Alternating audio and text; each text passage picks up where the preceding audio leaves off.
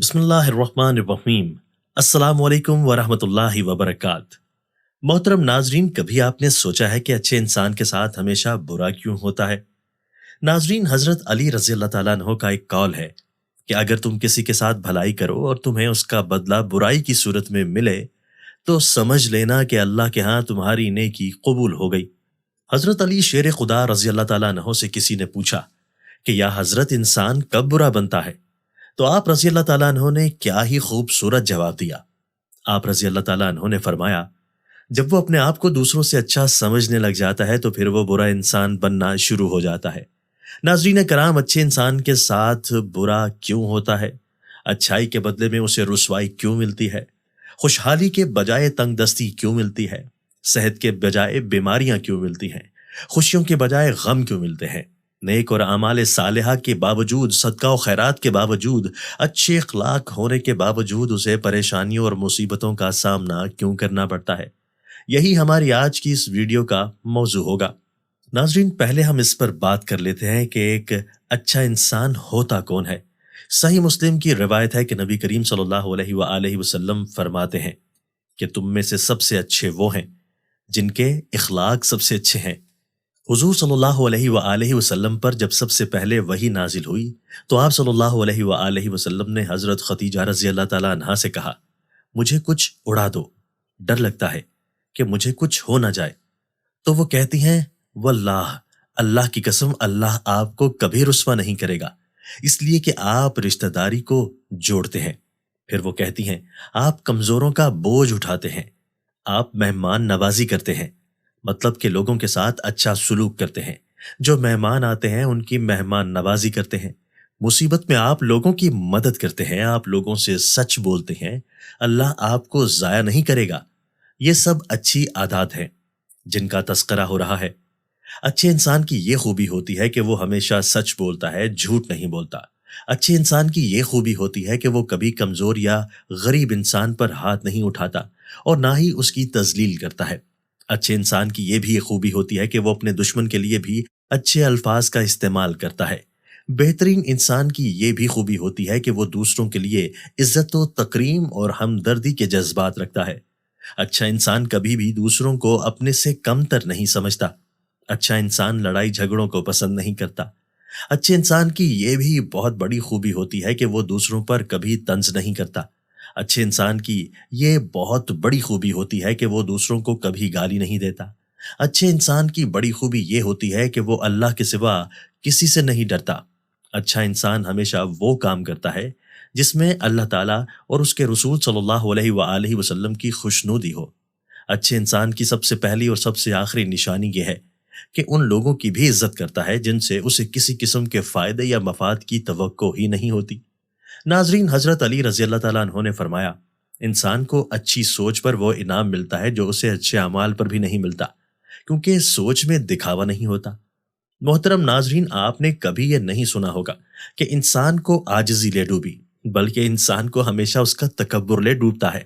حضرت علی کرم اللہ وجہ الکریم نے فرمایا، مشکلات ہمیشہ بہترین لوگوں کے حصے میں آتی ہیں کیونکہ وہ اس کو بہترین طریقے سے انجام دینے کی صلاحیت رکھتے ہیں۔ معافی کا مطلب گلے لگانا نہیں، بلکہ یہ عہد ہے کہ جو اذیت اس نے مجھے دی وہ میں نے اس کو نہیں دینی۔ اس لیے اگر کوئی آپ کا دل دکھائے، کوئی آپ کی اچھائیوں کے باوجود آپ کے ساتھ برا کرے تو اسے معاف کر دیا کرو۔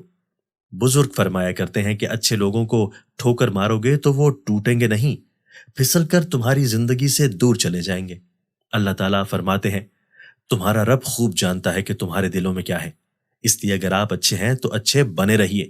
کسی کو ثابت کرنے کی ضرورت نہیں ہے کہ آپ کتنے اچھے ہیں، کیونکہ اللہ دلوں کے حال خوب جانتا ہے۔ عزت اور ذلت صرف اور صرف اللہ کے ہاتھ میں ہے۔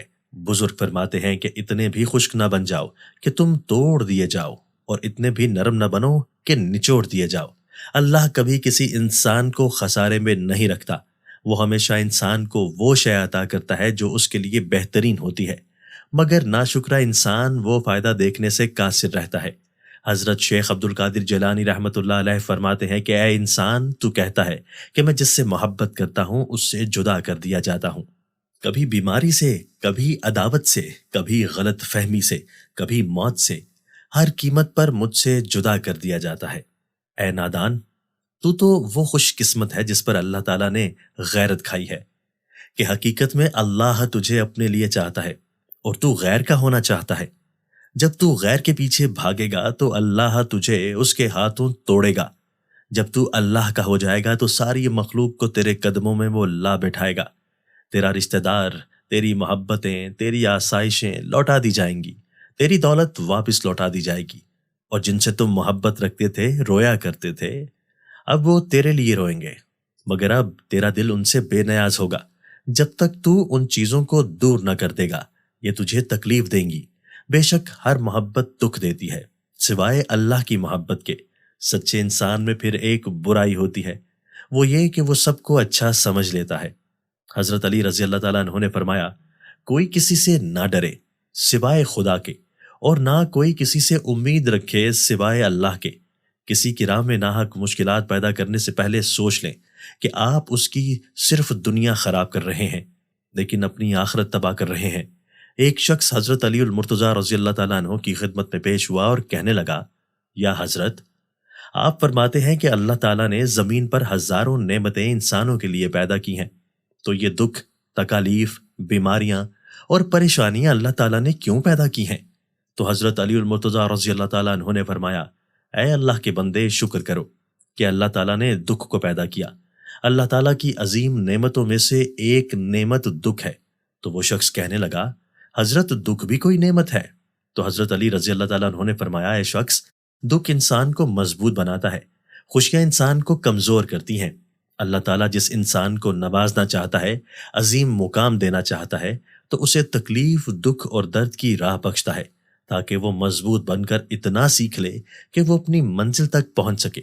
یاد رکھنا، انسان کا دکھ انسان کو سکھانے کے لیے آتا ہے۔ اگر تم دکھ سے سیکھ لو گے جو وہ تمہیں سکھانا چاہتا ہے تو تمہارا دکھ خود بخود ختم ہو جائے گا۔ ناظرین، کیسی لگی آپ کو ہماری یہ ویڈیو؟ اپنی رائے کا اظہار ضرور کیجیے گا۔ شکریہ۔